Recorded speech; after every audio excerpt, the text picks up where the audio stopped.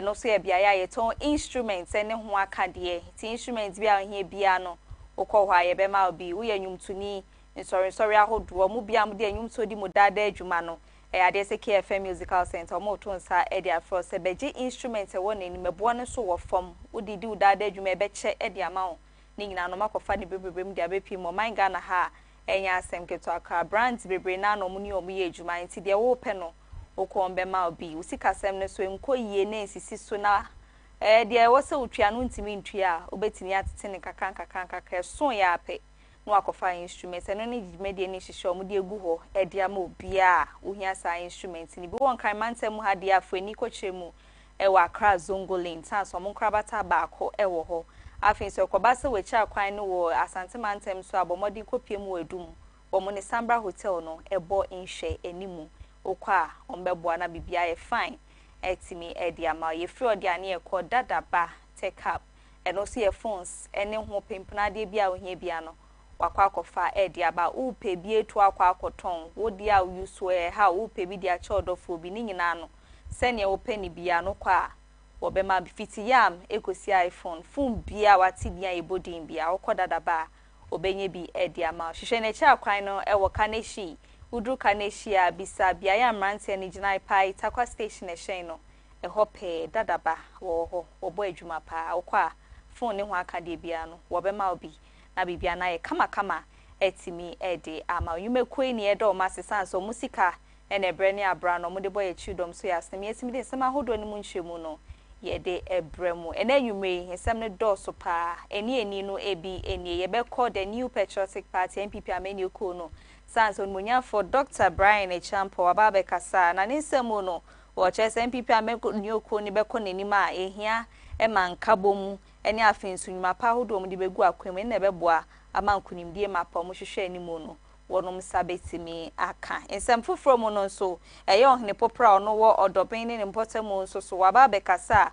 wodi adesede kwa ma aban se won branstra ben mu fa ne nansi from za so obepie mu ohwe ya ahene ni ahensie ho ntokwa ne mentimase ekoso no enam so ma adehye nsia de wonom april prime to mombra no mombe bibi emfa ho ye bekọ edwedie ensemu na ye ge ho kedwuma eko ne so wonom aba be kasa omo chese omo 24 hour economy a His Excellency John Dramani Mahama ede ba no womo chese nya de so omo de omo hye mebetimi abo omo krazan se bia ya omudi omudwuma ne honkro no ba ne enkoyie kra afa momo eno so nhyemu no obetie ewo kase no emu ye bebore ni gidie ensemo na ye asye ye hwe ye nsahwe wonsem eso ye Ministry of Tourism no omuso aba be kasa mo chese Afro Gastro Festival 2025 no womo hwe no mu se bibra mai be se aduasan no mu nyina be ba be ka bom amasa adwumedie no etimi aye kra be hwe nsema foforo binum eka we hwa ni nyina no mede eba be dan wo kame ho don hwe ba kontemu na me sumu ye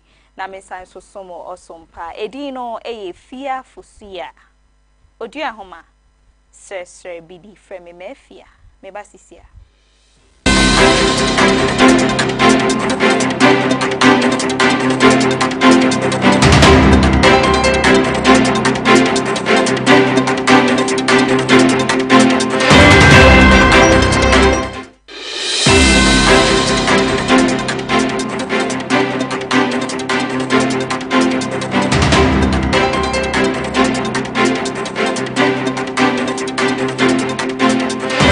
Ewusiame sanda semu akwa babiem kaination and soma ye sentintan fidie no ye was so live KFM TVGH on Facebook and afi YouTube. Udru Facebook na abomodin follow page no ekoba so kopie mu wo YouTube so anu abomodin subscribe dia ma ye se be ya ye ba ya abeti en kanu etimi aba be kan ye ho na de ye de to amontini mu no osusu etimi enyemu echefa yen hye nsem na se na nwumrei enfa ma odia ye koya menu kwaye from say ye the new patriotic party eyo sno koko kwa menu ko no ne dua me na o ka sei no enhyehyem no dwumediem no matra to wo hwe animu say ye January bosom ne de atwa so wa fimpimienu ene aduonu nsiemu no ye January 31st 2026 ade se omo de omo presidential primaries no ba be hyehye so ni nyina ne se wono mo hwe animu so mbehim franka ma MPP amenu ko ne se be afimpimienu ne aduonu wotwe bibia koya obegire mohim ede ama MPP amenu ko no esi akan ni ameni okwa ahodo aka na nam so aboa mei mampanyi wo man Ghana ha no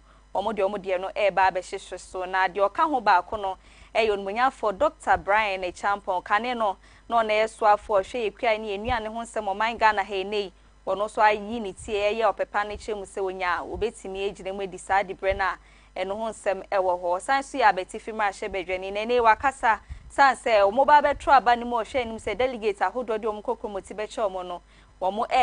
bontra ewo sa kwan ne so nei wogina simpie ni apaso de nsem bebre na atu dwane nsem okanyina ne se wono ekoba se oba be hwa ma bibia koye pa de na akoma pono so ye so obeye ene se obeboa man kabo mapa abeye MPP ameni okonim sanse nkabo obibia wo ye bia eya na ewie mu dia afen so nwuma ahodo eni mpuntu nwuma ahodo de bebre na da na akoma pono so ekoba se ade hye de omukokromoti che na obeba be sa niema we amo my Ghana etimi akonim. Showed party people that the key areas that I would focus on should we win power, and also as part of my campaign messaging will be on jobs. And ask them to look at what I have done for myself in the private sector, and I will be able to leverage on that with government policy to create more jobs, meaningful jobs for young people. I also made them aware that as the youngest presidential candidate, aspirant for that matter,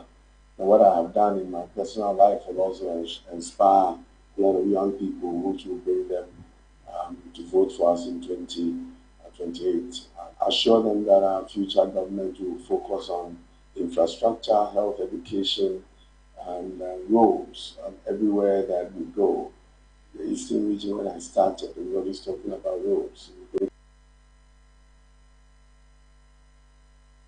Jumedi na sia no sanso kasa ya de hye bi no mo support no mo kopie mu ho no de to manim say ene wo hye ono mo hye ni say general bosom ne de twato wa fimpimienu ne aduonu nsia mu na wa mo ba be hye so mbe hye yi frank ade ama MPP amenyuko no wa mo do so pa yo mo be se enum na wono so e ka ho bi sa de hye enum nso wo che say ene wo hye ye nkofo bebre omo dom MPP amenyuko na bi eyi omanim e che say asumesi anasa obentin no mo tai na chinemum no wo che say sa niema ne kranya de se ebu na bemu ne ebu na bemu china sanse ono de wonim se niema ahodo a egu na akoma apono so se obeye eboa ma oman netimi akoni na MPP amenyuko nso etimi afa ne tema pefra no ene benam so ama de hye ahwe ne nyuma pa anam so ahwe e de omukokromoti ache no January 31st nti se ne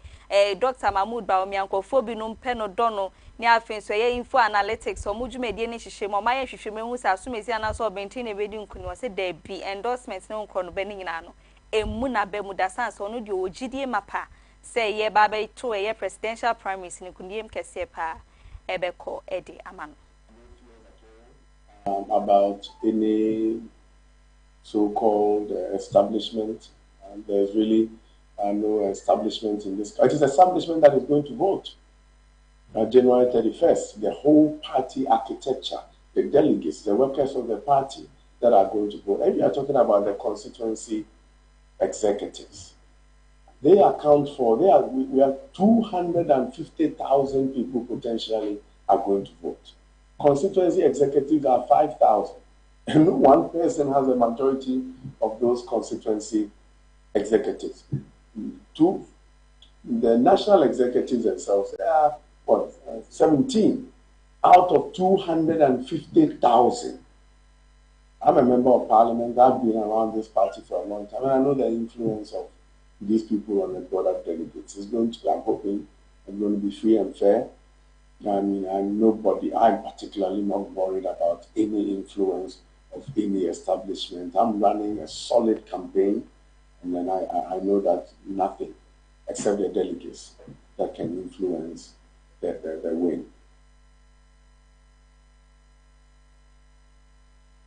I will say, Busway na kache where you munya for Dr. Brian Echampon. Sanso kasa odi tu dwa wo chemu say. Eye galam say eye for megudie to enamra kwan so a SSA. Oba de ne pa hodo odi adom ye bi te say yensa ase ye kwa ni ensuwa ene niema hodo bebra. Ye hwe ni mu se to betimi atwa wo mo konkoden so enya ade se ne namba bia no ebi kwa eche se ya enke hu behia ye se eye declare state of emergency no so betimi aboa amefo magudie to no etimi abrase nti ono de wo che se da bisa ne ma ne nyina no enya de ese betimi aboa wono de osusu na adwunim senkebe ya yemfa nnefua no ediokono 90 days ento galamsi ayetu o manga na ha ekobasa kosisa 90 days ne behwe ne ebesa abosome miensa no na yensa ase ni afenso yensu anso a enani aya poto a wo hwe ni kura wontimi hu de wa ensio ni mu no ni nyina no betimi atinti we de ya de srede ne afutro no de kwa maga na ban se wotimi yesa sa nefua enkono no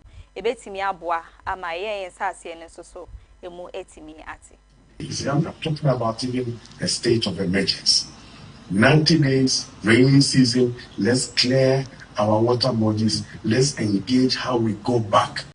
to mining. We cannot stop or repair the tie or the track of a moving train as fast as it is speeding.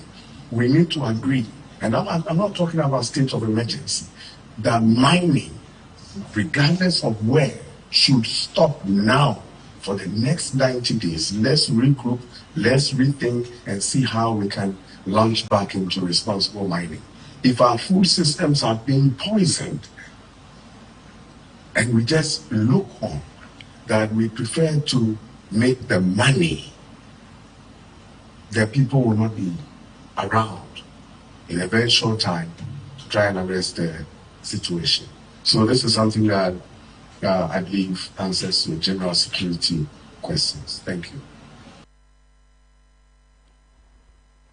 Yeguswe na MPP amenu kono wonom akachi ne nedua me na okase no ade se wonom omutwi omutie se nemdi kankai omo ya ade hie num omo hwe animu se ye nkunimdie ne betimi akwa ama omo bra presidential primaries no ba be koso no ene ukopie mu ewo sene Easter delegate ahodo omo dom MPP amenu ko omo ho no womo chese omo de omo ogidie mapa ewo Dr. Alhaji Mahmoud Bawumia mu enkane mampani abedi echi afimpimi no no aso gire mu him frank MPP amenu ko no womo chese omo ogidie mapa ewo ni musansa no de ne nwuma ne ne hyehyeye mu niema ahodo wa ye nyina akere se papa no eno betimi edi nkunim ewo sa akwane so omo so de omo de support kese pa airtime ne chi se be nkunim de omo hwe ni mu no bibia betimi ewie peye. Obviously, no. For the research and the data background, it's not going to be difficult for him at all, simply because he has established himself already.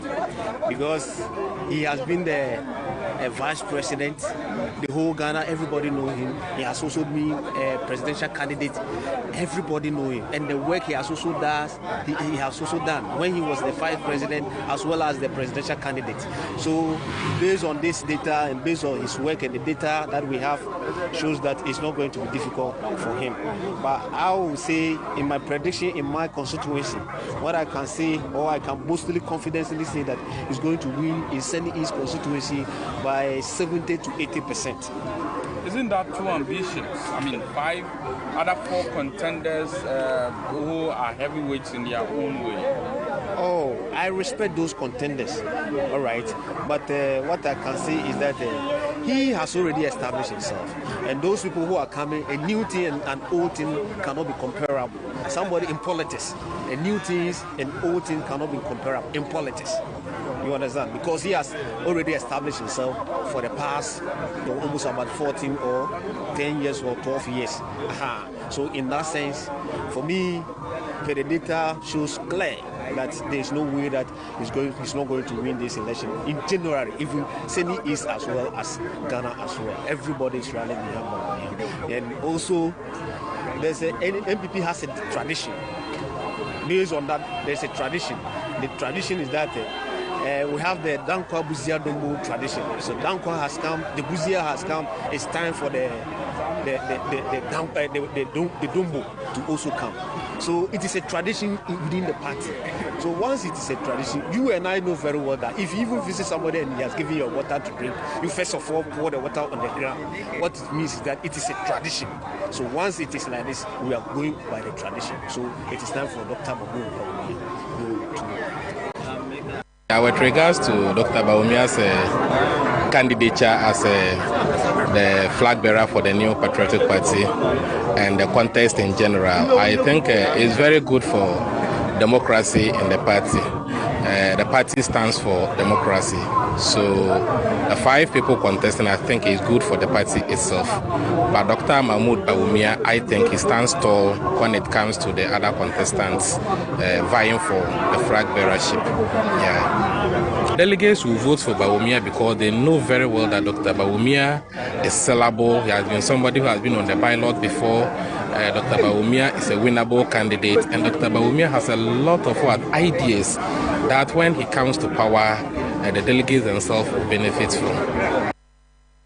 Ebusiayen friend PP ameni okono wono maka chinyen consent foforo mu enanyume emfa ma ni nyina mu no ababededwa say ye Ghana ban ye hwe ni mu say ye 80 aye friend say Airtel Tigo no wo hwe se nkode be ma ye Telecel no metimi adada ni sanso mujumedie ni omohihye mu no niema bebre na ebu omukomu ni nyina no mu kire mu omo de ka be say $200 million a emma eye ku no mo adwumedie ni omohihye mu bibia no entimi nkoye nti nkomo dane edi ama Telecel sebe omo so betimi ahwe so metimi adada ni ama bibia no akoyi a nanumu ena eye donkomo mo mra hye beje FHS sa adwumedie ni hihye mpanyimfo pese omo ye no enya de so mo gitumu na ebetimi ayeye sanse ekobase e de ma eye Telecel ku na emboa nti omo de omo susu se ku obi a eno wo Canada man ni mu no enka yen fama wono mo na nkomo entimi ndanda ni ku ni din e de Rectron wo mo enso hwe ni mu senki yen fa sa ku no emomo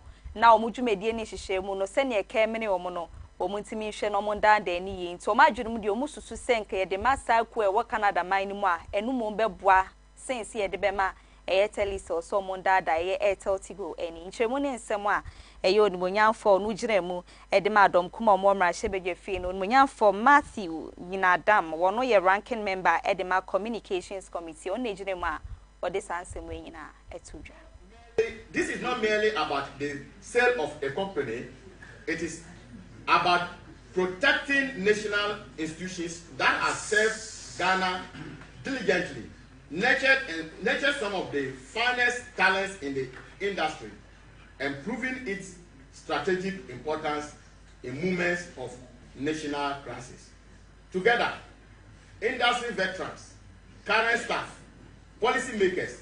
and the highest office of the land, we must act decisively to ensure that AT remains in the hands of Ghanaians and continue to serve customers of our digital and economic future. Given this reality, the minority family observe that any decision regarding the future of AT must be subject to full parliamentary scrutiny. We are therefore demanding an immediate stop to the current consolidation, acquisition, merger, or transaction. A comprehensive parliamentary inquiry into the circumstances and terms of the proposed consolidation. Full disclosure of all agreements, correspondence, and reports, including the transactional advice, recommendations of Afrotech, Recton, highest and best use of AT Ghana. A high-powered deep insight with ATC to ascertain the level of indebtedness and settle the impasse they have led to the withdrawal of services to AT.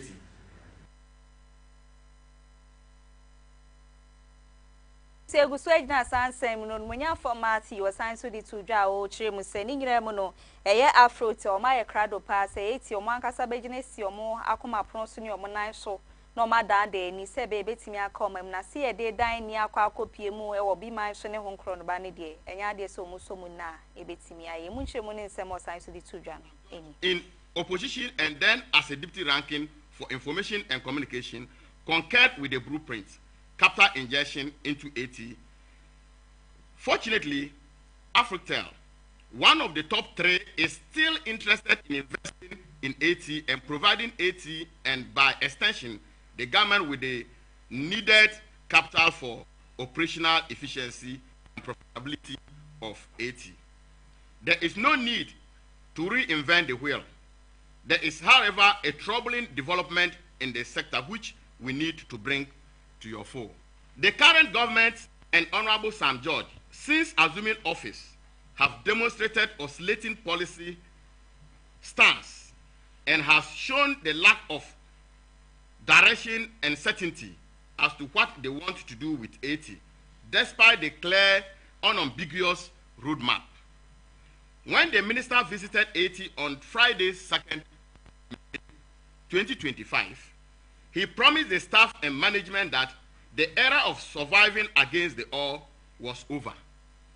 and that the government will substantially invest in Haiti to revitalize its operations, expand the capacity, and unlock the potentials. Later on, 31st May 2025, Honorable Sam George, the minister, announced that government was negotiating with a strategic partner to revamp Haiti. The outcome of such negotiation was to be shared within 60 days. Therefore, this announcement, the government has signed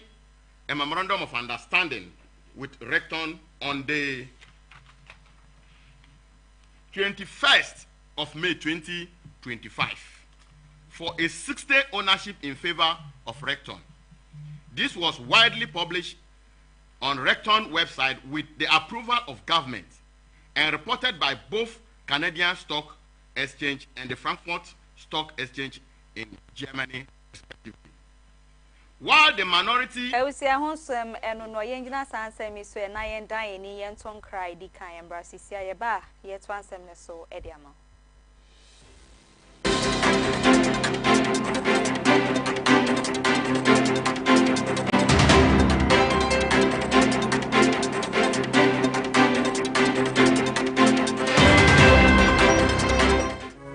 Yo, I'm for and I am Makwaba at the bar, a KFM musical shopper. The Tosum, you know, who free a Kumasi Macom that Damono, a sunny at the bar at Dumuno, Sabran Udu, a Sambra Junction, Sambra Hotel, Quantana Sope. Now shop on any Sambra Hotel and the Dinja anymore. Would the free Sambra Hotel, a wool sunny at the co, Nankane and Hagan Hono, Annie, a ho, and a KFM musical shop. Dear Tosum, you know, ye bien the fofro. Now, dear Ekani said, if you dear papa, a timiche, the Odia sorry, dear Udi grow agro ahudo. Tuma dear be a woody obey here a young fiddy musical instrument piano, a KFM, into a say Ghana Muntie Asante Mai Muntie, a KFM musical shop, Anna Sabre, ya bien the fofro Monuchai, a war Premper the 2nd Street. Free old man come down and now sunny Ediko Edumno and Udu Sambra Hotel Quantana so now while done on Sunny Faso oho anas KFM musical shop yi ewo yani Sambra Hotel ana ewe animo ya twa abrebia gina mese se be ya proud ana se me ye dwa me free Kumasi Edum KFM instrument store obi bisasa se bo menfo de what to no we need see that what dey near my papa e gina wanim na what to no say yes what to no bibia kan wakoma ni nyina free KFM instrument store Kumasi Edum so mi gina ho na me to no ma bitimi nya ho me ka fi say fi papa mu anim na mi gina no wo betra ye ko ma ya do se kana twa nanka kanau ensamfu ayi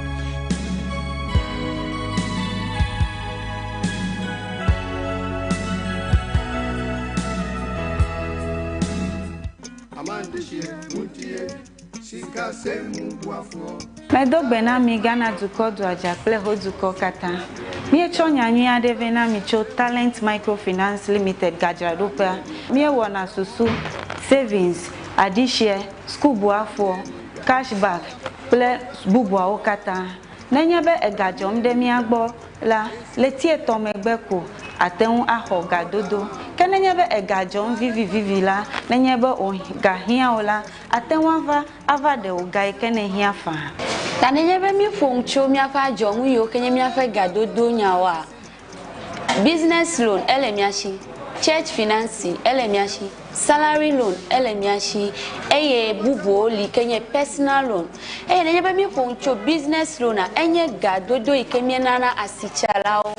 Nenyebe washigba keke alum LSW we have talent mi pepe gede nwo nenye wo shigbale sua na wo ge wo keke gede ji to talent mo no mo nenye be mi ponchu mi afa salary loan a enye gado mo mi ke mi huna mi afa jidudu $1 nke ga nyu he ya va talent wo payslip pe bank statement ye kwenye nwi here o na koko ho salary loan le rate mi to keke akeji church financier personal loan va nenye habobo ma soli hama eji fufofo sankuo jitao olila ashibobwe kekeake mie flegeno na no hem v choji nto jinwade bare kwereka mo popo kai ganyu he ya talent kuna kpohe ya ole chagbagba na do tare talent bena wo gado mo wa anobobo enami akpenami Ezibe ya nyafi ke talent la talent microfinance jengo amegan shipe ape letina tejipo hotame miape kapomo enya 050-129-1298 alo 050-128-9119 talent woga kwamanu banto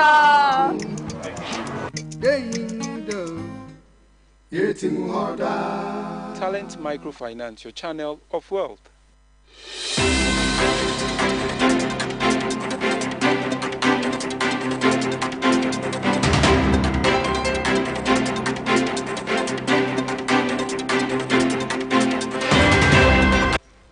Sanda se no brand no adaji adia my KFM TV esu yeda se bebre se ekoso nkra na obusu aka ye ho e wasa kwan ne so yento ansem ne so na enwumre entimi emfa ma dia ye konsem from no hene popra ono e wo dobe ne mpotemu eye nana kwa me nyako okra resi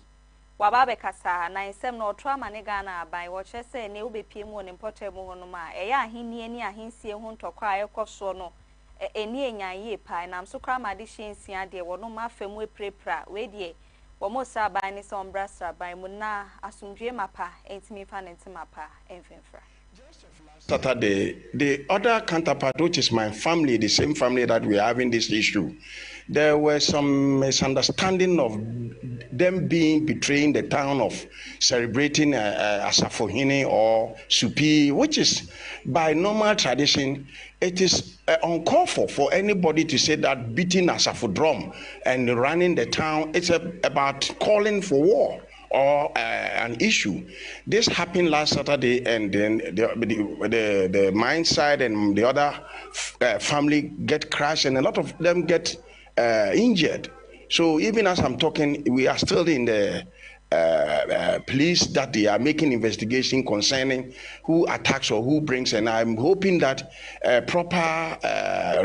resolve will come so that it will end this issue of the other side raising up all the time. Even though we've got the ruling, they are still perpetrating and making the situation looking as if they're still the most powerful, like they have a power, or I don't know who is behind it. So if the authority will come to Odobing and then make sure that the right thing is done, so that the future of the children will be able to, sustain their life, because it is endangering and it is making us behind all development, and we are lacking. We don't even have a market.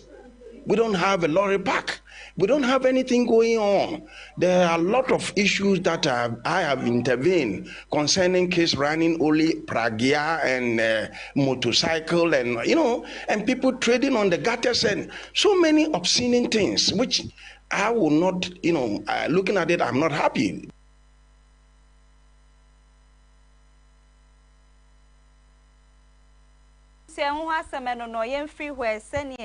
Eyo dobini ni important mo hwe sa asumdwe mapa betimi akoso ewo biaya wono mo ho no kopie mu ewo Resurrection Power New Generation Church nso a eye mpanyifo mo we eye council kojoku maba no no igire mu akasa ma asori nyina no che se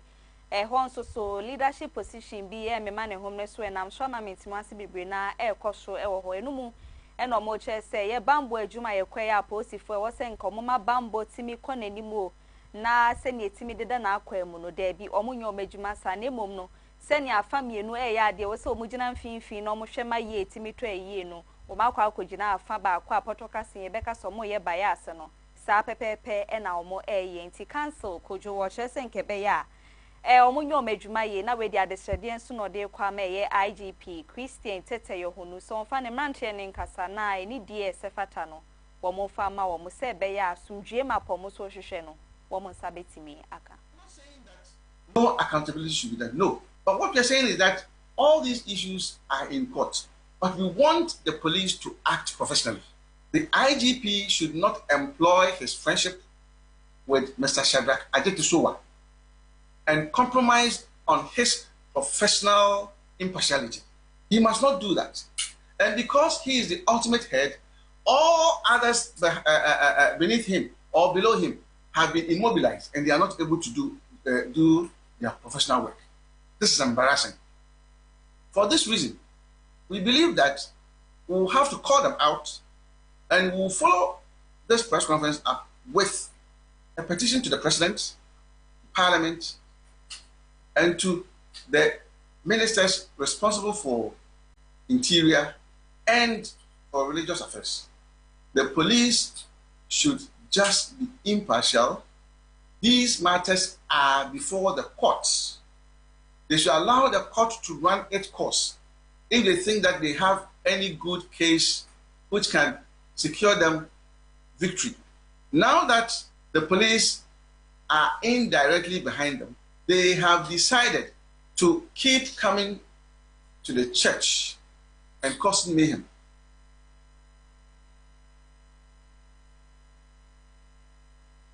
Ebusa yen free when na yen consent from and fam ma agboblo shi bia no one crime mantem he ya no mudwema ene ewo omayimu no ene ya Accra Metropolitan Assembly me mpanyifo agba na akwa akopi mu ane nyina no mo chese dwedifo binom etete gota eno emu fini emu monchimonka na nya asem ketwa eno mudi omo daada adwuma wo ho a eno enya asem ketwa kra nti omo kopie mu no na chese omo eni omo kwa akodi ne nwonwonwo se ne sefata se bi wa ha kra ye niam ahodo edi koyemu no mutimitina eye gota se bi okankan hu se eton ne de na wo se mra no etimi ni wo no medie mu nchemu ne ntoaso no eni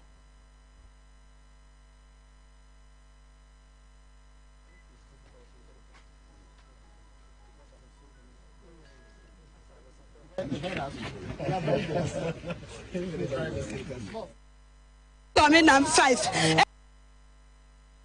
And I mean, Manana, I'm a jammy papa meeting, and I live on the flame. So I thought I'm not talking. I'm not coming. Hello, Etta. We jammy at America. Only for what I told you now.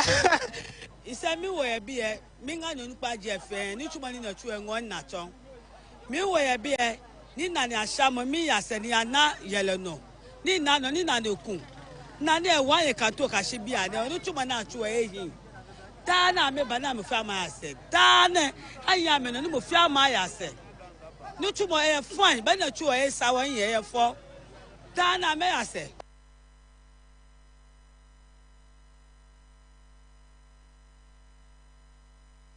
I will say I end us a more quaba beam 9 to 7 so name you may. Entimi emfa ema odi na duen penyiform die National Security Secretariat na no wo mo de kokobo ena ekwa magana fuo nyina titiw ni wono mo a wo mo di omudi ntu omo hom so dada nkrofo bu omo bukata no wo mo che so mo ba be sori wakapa ne san nkrofo ni ade hyewe nyina no edi nyonyonyo na sene wo mo pese obi a ho be kire no mo de kokobo na to ho ofa ebe ye wa amfam so de ene mra ne so mu di a ene na wa ojejeje ntu aso no eni. Yes, sir. Also, today there is a friendly one.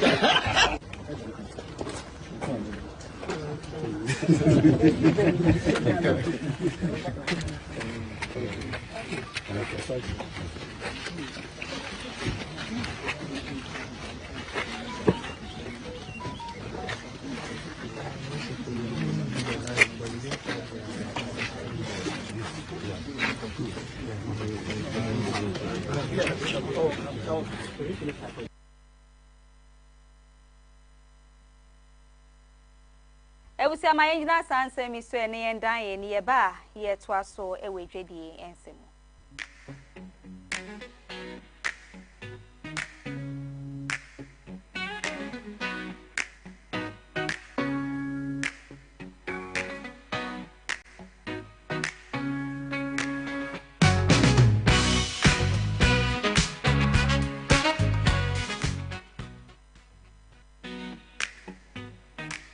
Yenda CBM ni ento ansem ne so ewo edwedie mu emfa ma dia Dr. Kessel ato force no kopie mu ejuma kwanya ne sie mo no ena emra hye bedwani wo ho no aso ne de ato na koma pono so de ahye ne nsa se ba ne esi kasem a won hwe so ewo man Ghana na cheso ye foto sanfo e de ma esi kasem ne ho enhyehyɛ ne die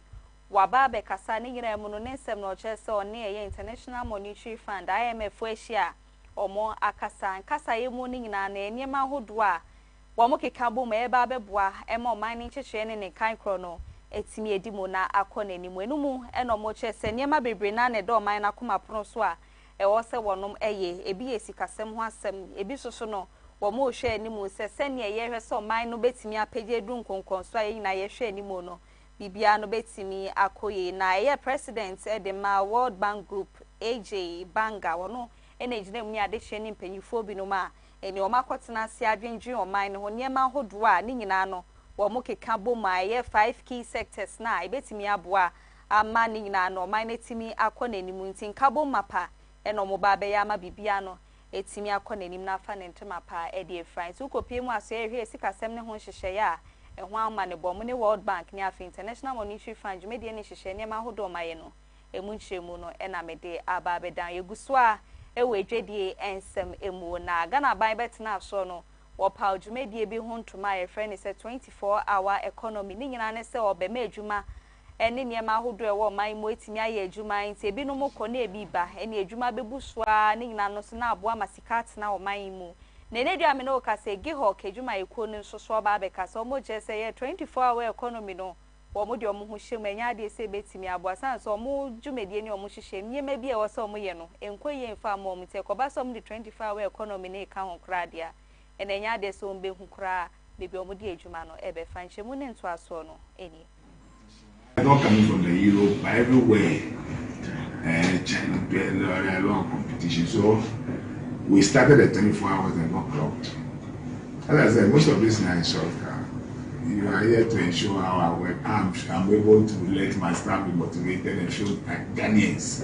I'm good. But you had a company that for a very long time they were not doing adverts, but they felt they had a very superior and very respected products. It's true. It's true. But as you all know now,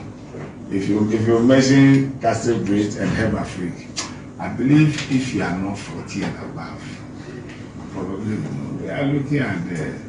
Abensu and Kumasi alone, we have over 22 other products that are competing with us.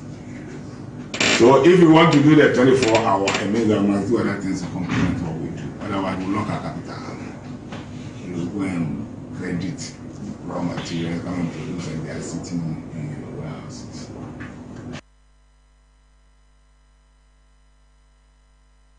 Frigi hoke na yento aso ewo eye dwedi ensem ni mu ayenkopie mu Zoom Lion wonom so akache ne neduam no kase managing director Edema Zoom Lion Private Services Jumedie no eye Doris Kweku eje wonon so ababe kasa odi adesrede kwa magana aban se hu behie ye se fia hodo eye bola ye we fie no enkaya nkase yembo modin twa ho etro ye ntwetwa sika bi ewo ho na ne nyina na emboa ema sikajeje no entimi enye boko sanse okopie mu oman foforo mu asa pepepe no mo eye no nti ekobasa Ghana hanso ye de kan ye de ho na enye sese bi wo ye bola ne keke de akwa akoto ba bi ensen fata na wo ye a obetua ho sika beboa ama sikajeje no etimi ayi na se ne omo hihye mo hwe animu se eye bola ho nsem kan ne so betimi akọ nanimu no bibia no etimi ewie peye.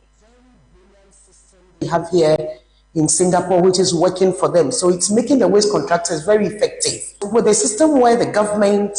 takes the payment of waste directly from the citizens, and then they rather pay the contractors at the end of the month. It goes with a lot of systems that they have put in place in terms of knowing the tonnage of waste that they have been collected. You know, so I think that these are some of the beautiful things that we can learn from Singapore, where government can come in, government should support us, we can collect the bill from the residents. It can be placed either on our utility bills, you know, where we don't go knocking on people's doors, Koko 10 cities, Koko 20 cities, you know, before they pay us for services that we have rendered. The government takes it up on behalf of the contractors, levy it onto the bills of the citizens and then pay the waste contractors directly. This will really help us to be very efficient in our operations. Where we can look at it like electricity bill that we're paying or water bill, but that waste aspect for each household, you know, had already been placed on there. So it will make the work very easy for us. Ebusiantini nso sie mu na adwene mu ya de sede a ode ma Ghana ban senkebe ya senia man foforo binim ti se Singapore mo ye no yenso yenkurem na yenye ne sa na ma bola je sika no yentimi engigi ni ye yenjina sa ansemi so e na yendan ye ne ye ba ye ko enigide ensem.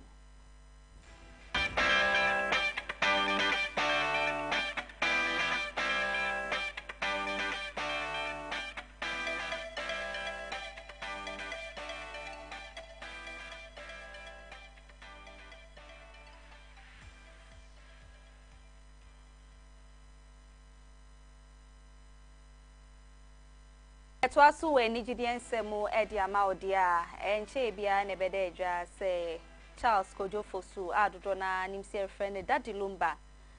wadani bonkum so ni nyina no oman ni nyina si abenidie pa sanse ye obia ya se ne na papa to ne nyum fa ye high life onyumi na omope na asem no eni omote ye no oman ni nyina no edane ebutu ye na ewo mu a na bede edwa se busuafo dia ba se December bosom ni de to so nsia no womo edi na yiyo no eba be hihye so oba Yara Sports Stadium a eno ewo Asante Mantemu ni ewo ha ene nkrata bi efri eye Daddy Lumba na yiri a ono edi kan akache ede baaye eye akosua sewa Fosuah ne efri na akache baaye echire mu se nya ade so mbe ma yiyo no akoso eye December bosom ne da etoso ensia ni nyina mu no ochira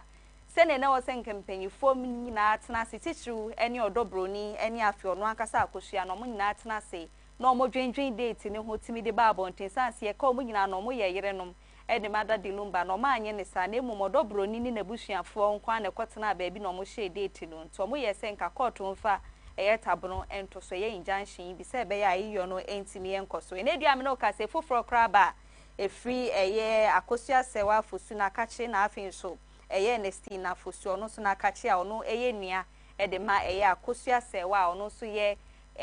Charles Kojo Fosu Daddy Lumba ne first wife se ne be kan ira no dika one ne wade ye Germany no ono de akwadan aposifo se da bi ebe ya nka mpanyifo nye hwehwemu emfanfa ne wo ne ho na de sede we ode ma eye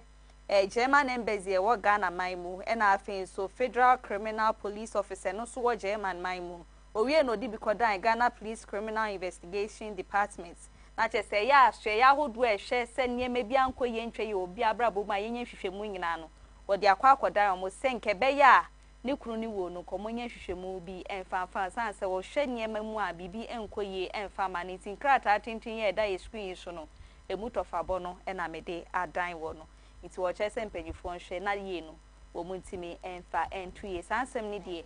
yedi egusua edi echinti de bebe chire bia no ye de beba bedan mo yenwie nsem ne nyina wo enigidie mu emfa ma odi ayen kwa aso ye hwe yakwentu hu nsem ne afensu yen sra hwe hu nsem mo man Ghana haye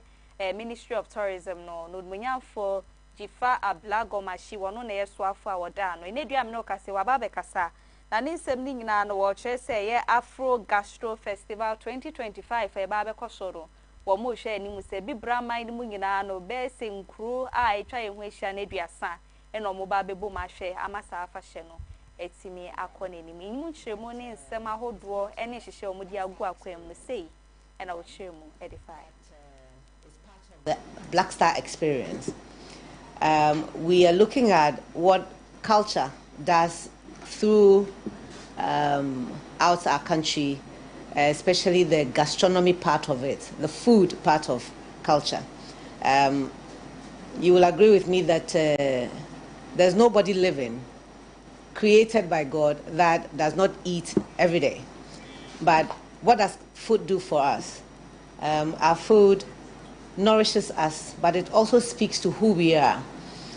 I've noticed that across Africa, we have a lot of things in common. In Aflau and in the Volta region, you have a wakula. Other parts of Africa, they call it ugali, or pap, or salsa. And in all those countries, I've tasted this food, and I see that we're one people indeed. Again, in countries that are not on the continent but that have Afro descendants, they too have food that identifies or we can connect with. For example, in Sao Tome, they have cocoyam and contomere, but they eat the cocoyam, not the contomere. In the same way, in Trinidad and Tobago, they have contomere and cocoyam. They do both, but they cook it differently. And I thought that we should have an experience, a cultural immersion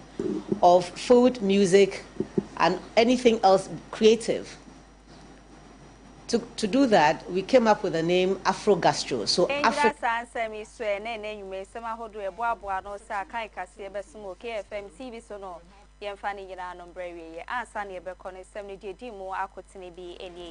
Yebora the New Patriotic Party, MPP Amenu Kono, Munya for Dr. Brian Champon, Wakasaya, Wojim, MPP Amenu Kono, Betimia Kone Nimu, Nadio Moshe Nimuninas, Bibia Betimi, Aye, the annual de Tunakuma Pronso, Ashebo, Erenim, Sobeman, Kabon Mapa, any affairs to Jume Buso, Ewo, Mino, Emo, Sansun, Yebora, and some Fufromo, Edema, Hinopopra, on the world, or Benin, important Musube Kasaya, for the other said, dear Kwama Ghana, by say, who be here ye pa. Sementi mi wa se no fa hini ni ahinsie hu se me ekoso odobin sisi nam so ma de hyensie o me prepra no enkebe ya o mo branster by mo be ye bibi fa ho anyway ni mu ya san so na edwedie ensemo no giho campaign phone so be kasaya ni nyina no wo mo trauma ne Ghana ban se ne 24-hour economy no wo mu nyanko mo be na emom no se ne ebi no me cry yensa efri o my foforo mepi o my Ghana ha ne mboa mo madwuma no enkoso ntinka o betimi de o mo ho ahye ma o mo hwe say ye imports edema alcoholic beverages ahodo no